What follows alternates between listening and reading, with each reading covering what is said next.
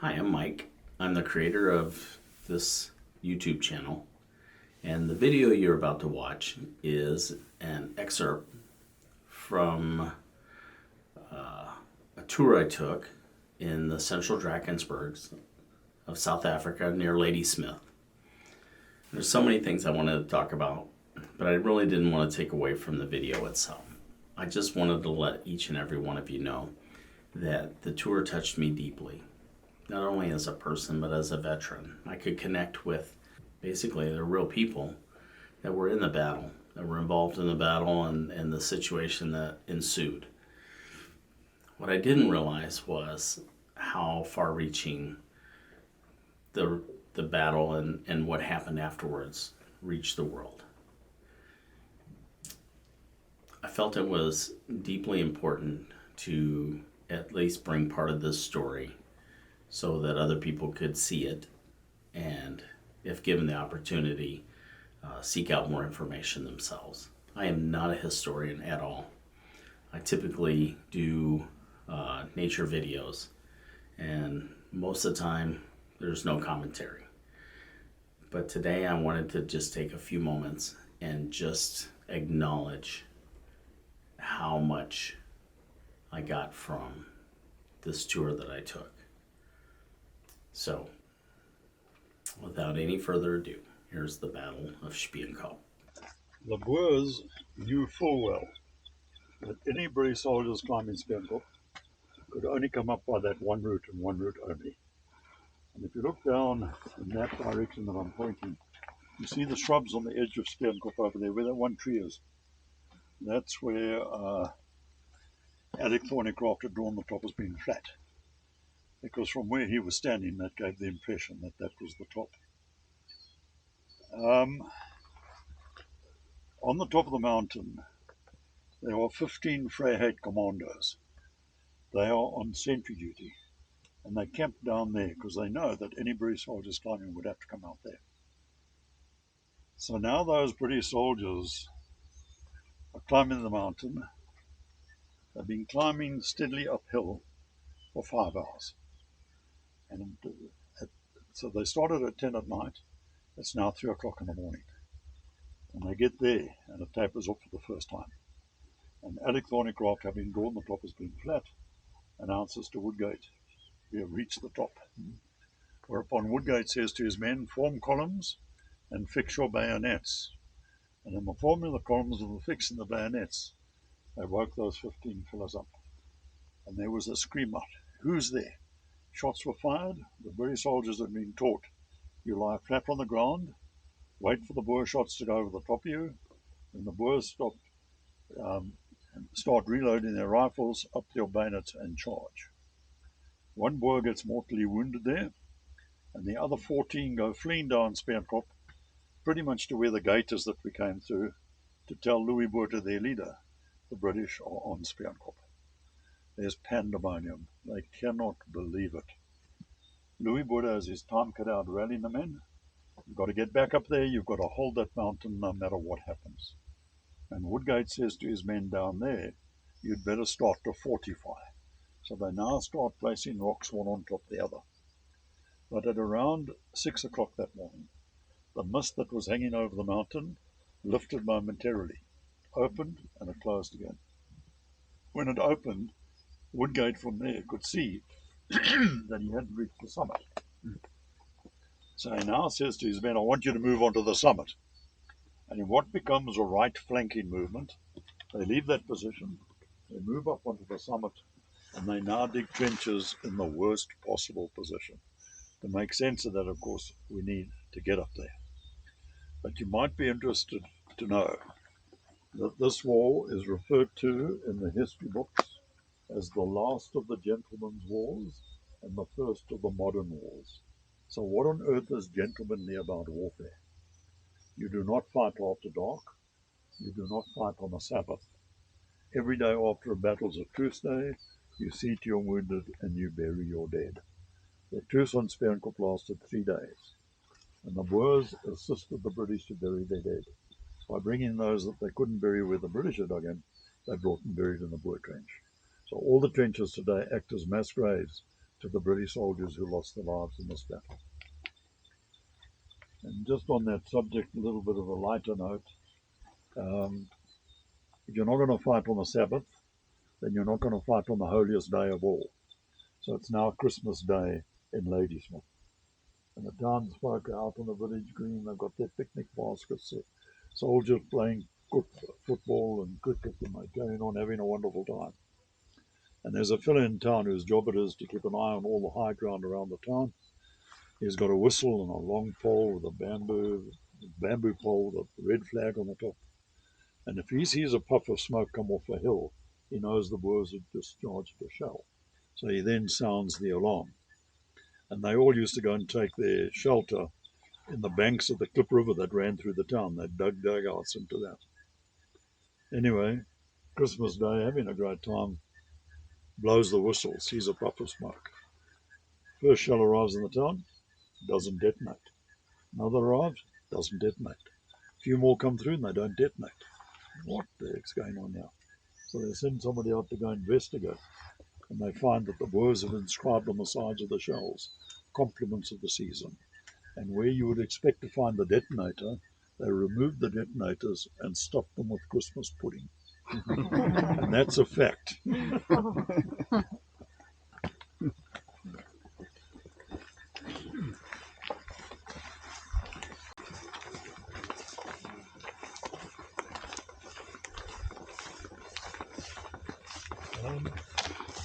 We'll have a chance to wander around all the memorials just now after I've told you what happened in the battle.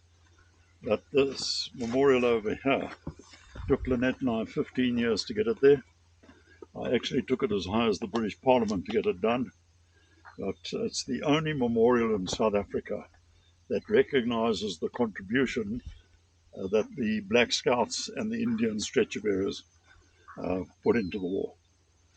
And there's another memorial behind it over there with a white cap. That's to the South Lancashire Regiment. And again, only because I've got family here today. My new family. That tree. When I bought the farm, I had to go to all my neighbours to get them to sign a document to say they would have no objection to us changing the use of the land. So we were moving from farming to lodging. And one of the people I had to go and see was a Mrs. Bennett. When I got to meet Mrs. Bennett, she was 96 years old.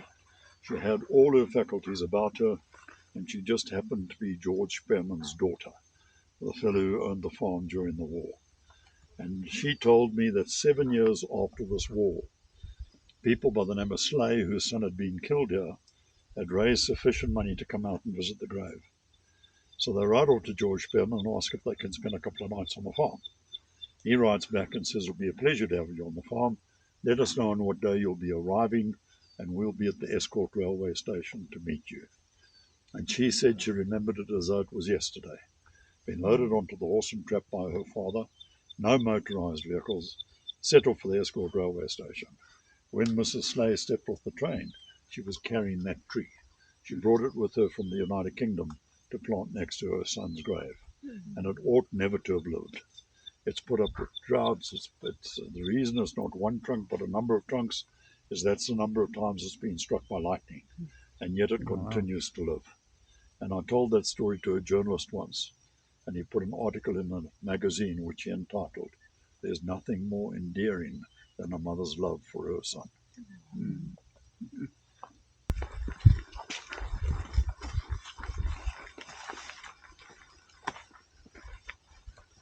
Is that the lighter?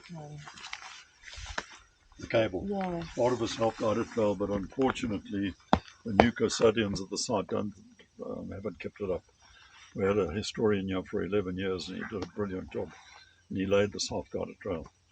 And you'd come up here in the days of the Natal Parks Board looking after him, and you get a booklet, and you could go from market to market and find out what happened. Mm.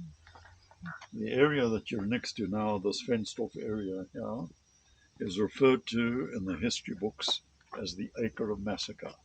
It remains the smallest piece of ground on which more men lost their lives in a single battle than any battle fought anywhere in the world up to current time.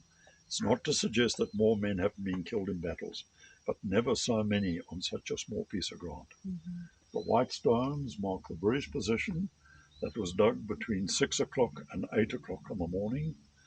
They couldn't get in very deep. At best, they got in about 18 inches. It's got a left flank and a right flank.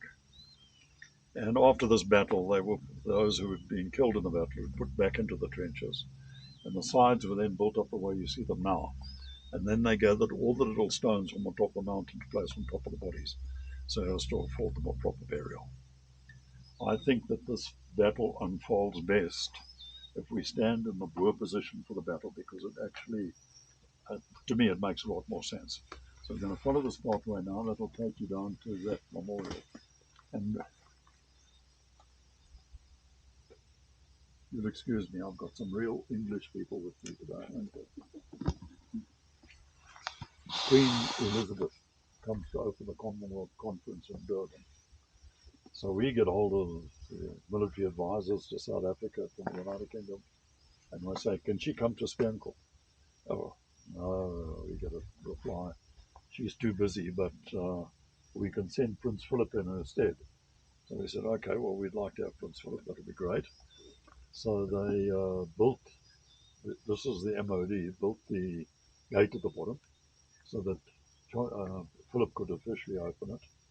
And they laid these concrete paths. And all these concrete paths had white awnings over them. So you wasn't going to walk in the African sun. You can just imagine that. Anyway, the day arrives for this arrival of Prince Philip. And he arrives on the top of Spion Kop in a helicopter. He never saw the gate.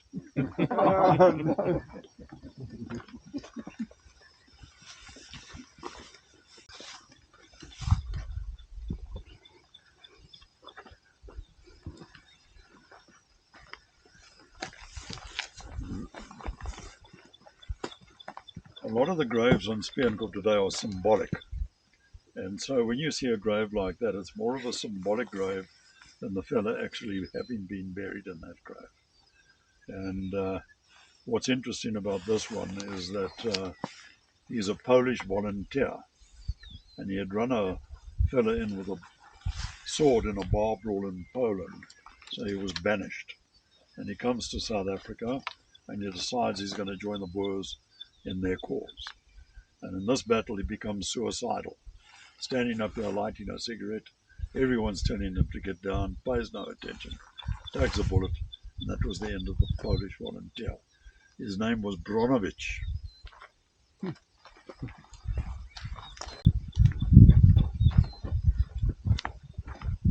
Sorry, just stopped abruptly. That's okay.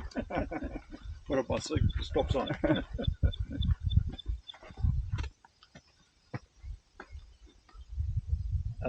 Just a couple of things. If you look out in the direction I'm pointing, you see the hills form a shallow V. Way out in the distance is another group of hills, and that's where Buller had his original camp. So when he started moving west, the Boers from up here could see it coming, and that's how they had that month to prepare this position. This is Ella Knoll here, a feature of the radio mast coming out of the top of it. And as I told you, the Boers had sharpshooters on that. They had a Maxim Norfield gun on the ridge at the bottom, and a Howitzer on the bigger of the Twin Peaks over here.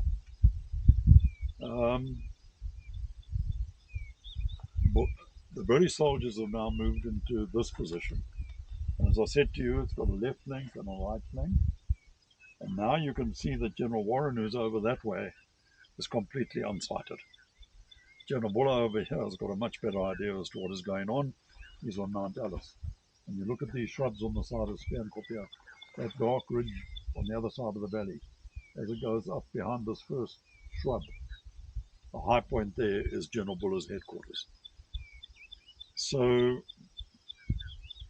Louis Botha, with his intimate knowledge of this terrain, says to his men, they are digging in on the summit. I want you to put sharpshooters on the northeastern crest line. So that's where we are now. If you look at all these boulders here, they're absolutely perfect for a sniper to take a position behind. And the whole scene is now set for this battle to begin. But it cannot begin until such time as the mist is lifted. And to the great detriment of the British soldiers, As the mist starts to lift permanently at around 8 o'clock that morning, they find that they're looking straight out into the east. Rising morning sun, glare through the cloud blinding. Boers in their position, backs to the sun, open a deadly fire onto that position, and we know that over 70 of the British soldiers here were shot through the right temple, suggesting they were turning their heads away from the rising sun and getting shot. At the same time, Winston Churchill informs us in the book that he wrote that up to 7 bombs a minute were landing on the top of the mountain. He said that there were massive clouds of orange lyddite bursting into the sky and that the men in the trenches were being blown to atoms. Well, what do? You're in a catch-22 situation. You retreat or you advance. It's not like the British retreat. It's not in the makeup. When you look at their obelisk just now, you'll see the names of bugler boys. 14-year-old boys, blow your bugles. It's the only way that you can get a sound above the din of the gunfire. And depending on the bugle call, it is an order. And in this case, the order is to fix bayonets and storm the Boer position. It's a very brave thing to do, given the accuracy of the Boers. But the Boers were terrified of the bayonet charge. They had no bayonets of their own, and they resorted to taking their rifles by the barrel, and they were using a butt as a club. And this becomes the scene of hand-to-hand combat fighting. Superior British numbers are now able to occupy the crestline. Only to find on the Yellow Knoll feature, there was a young Boer with a heliograph station, and from his position he could see each Boer gun, and he signals to them, the British are no longer on the summit, they're on the crestline. Retrain your sights. And with almost pinpoint accuracy, he blasts them off this position back up into the trenches. At that stage in the battle, General Woodgate, who brought them into the battle, was mortally wounded. He was taken off the battleground, and the most senior officer after him, a man by the name of Crofton, says to a semaphore signaller, go and semaphore General Warren. Tell him that the general is dead and that we require reinforcements. Goes with these flags and he flags to Warren's headquarters. General dead, reinforcements required, or all is lost.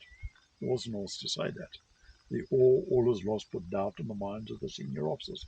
Do we send more men into a lost situation? So the decision now to send reinforcements is delayed. Oh. Buller, for his part over on Mount Alice, can see what these guns are doing, and he orders the naval guns to open fire onto Alanol and the Twin Peaks. He does it with a degree of accuracy, only to be told by the unsighted General Warren that he should stop firing. Warren says, you're firing on your own men. And Buller thinks, well, he's closer to the action than I am. He must know what he's talking about. Shut the guns down. So the only relief they're going to get from artillery is now being shut down. In the meantime, there's a senior officer down at Fort Peters Drift. He can see the northeastern slopes, and he decides that they need reinforcements. He dispatches the Imperial Light Infantry and the Scottish Rifles. When they get up here, their senior officer is a man by the name of Hill, who is senior to Crofton, but neither knows the other one is here. And it's now starting to create a confusion that Buller is witnessing through the telescope. But to add to the confusion, Warren by now has dispatched a general by the name of Talbot Cook to take over from Woodgate. Cook had broken his leg in a horse riding accident. He'd only recently had to take another plaster, and he was limping quite badly. He never gets onto the top of Spion Kop. He only gets to where the first bayonet charge took place, and he's now making decisions for what is happening on the summit without having seen it. And Buller now, direct telegraphic communication with Warren. General Warren, who is in charge at Spion Kop? The reply goes back, General Talbot Cook, to which Buller now replies, you will never win the battle with that man. You need a fighting person. I suggest you put Alec Thornycroft in charge, and I now promote him to the rank of brigadier. And therefore the first time you see an imperialistic general putting a colonial in charge. But it's too late. Pick up any diary on the subject of the battle, and you find that once the mist lifted that morning, For the rest of the day there wasn't a cloud in the sky, nor was there a breath of air. Temperatures in this part of the world at that time of the year, nothing under 40 degrees. If you consider that the British soldiers had climbed this mountain at 10 o'clock the previous night, it's now beyond the middle of the following day. They can't get water to them. The donkey carts coming up here can't get past the sandstone cliffs. They're putting water into biscuit tins. By the time they get the biscuit tins, the trenches, it's all slurped out. They say that the stench of the dead is no longer bearable, and that the blood has been spilt in such quantities it is attracting flies in their swarms. And there's only so much you can take, and no more. The British soldiers, on what effectively is their right-hand flank, start to rise and surrender to the Boers. And the Boers now start to come forward to take the prisoners. But the trajectory of the mountain is unfortunate. If you're in the left flank, you cannot see what's going on in the right flank, given now that the British soldiers are under the white flag, not the Boers. As the Boers came into view of the left flank, they opened fire at them, pushed them back into the battle, and that alerted Alec Thornycroft to the fact that his men were surrendering. And Alec Thornycroft moves into that area and he screams at the men on the top of his voice. There'll be no surrender. He screams, I'm in charge. And he shouts down at General Prince to the Boers, you, sir, can take your men to hell. And no one describes this better than the young Denys Rates, 17-year-old Afrikaner boy who leaves behind a book which he writes in English. And he says that as he made his way into this battle, every one of his tent mates had been shot and killed, and they were lying dead on this northeastern slope. And he said with that man screaming his ear off, they thought the best thing to do was to get out of it.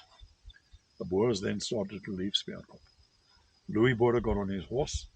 He rode out after those men, and after he gathered them together in what surely must have been one of the most impassioned pleas of his career, he says to the men, do you know who you're fighting? He says, the men you're fighting have come 7,000 miles. They're fighting for a queen. You're fighting for your homes, your farms, your families. He says, you're fighting for your country. And he reminds them of their victory on Majuba in 1881. And it's enough to bring them back into the battle. And back into the battle they come, and it now continues to rage for the rest of the day. In the meantime, Robert Buchanan Riddell, whose grave is at Mount Ellis, making his way up the Twin Peaks. Absolutely convinced. Silence the guns there, and we'll turn the battle. When Buller sees the King's Royal Rifles taking to the Twin Peaks, he sends a written order. Get off the Twin Peaks.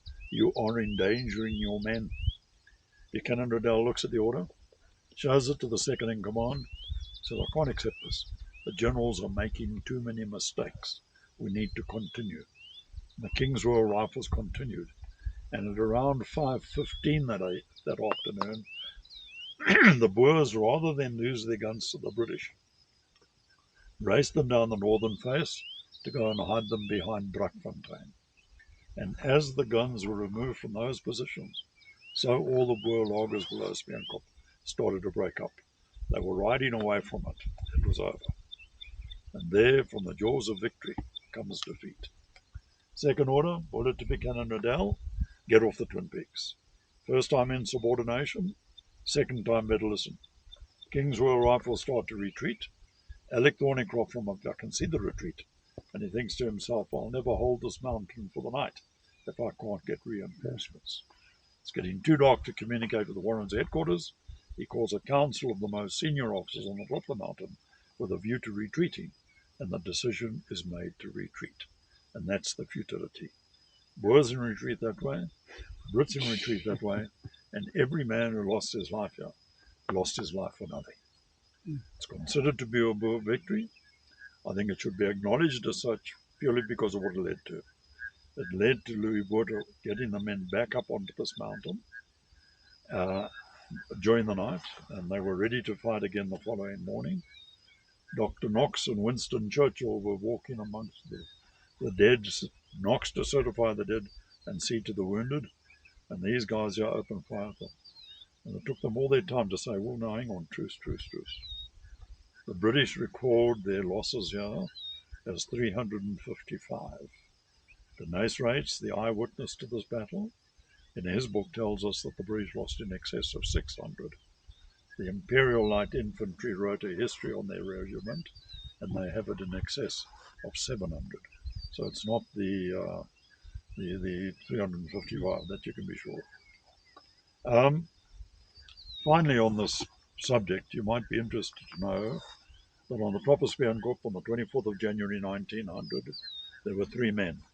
If a stray bullet had hit any one of the 3, you can ask yourself what you think might have happened to the course of world history. And that's without taking anything away from the men who were killed in the battle. The men I'm referring to, firstly, Louis Botha, first Prime Minister of the Union of South Africa.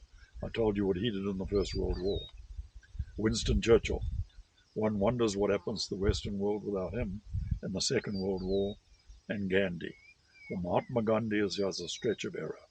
And it's on this mountain on that day that he's reputed to have got his first feelings for passive resistance. He was heard to say that he could see what the human race was capable of doing to one another, but he needed to know in the name of what. That Boer memorial over there, inscribed in High Dutch, are words that were put together by F.W. Rates, that's Denise Rates' father. And what he's saying there in High Dutch is this: until the heavens and the earth are no longer, and until the mountains are crumbled into the sea, let not the future generations that come past you ever forget what happened.